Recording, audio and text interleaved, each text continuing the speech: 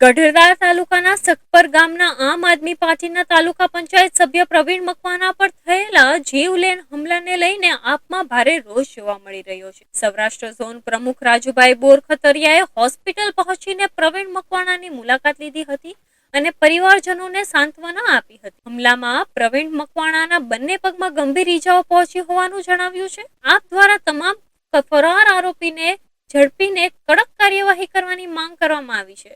પાર્ટીના આગેવાનોએ પરિવારને સંપૂર્ણ સહકાર અને ન્યાયની ખાતરી પણ આપી। હું રાજુભાઈ બોરખતરિયા, સૌરાષ્ટ્ર ઝોન પ્રમુખ આમ આદમી પાર્ટી।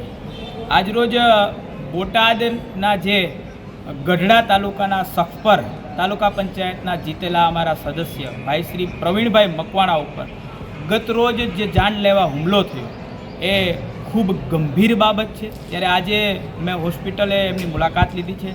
એમના બંને પગની અંદર ખૂબ મેજર ઓપરેશન આવ્યા છે। એમની હાલત એકદમ દયનીય છે।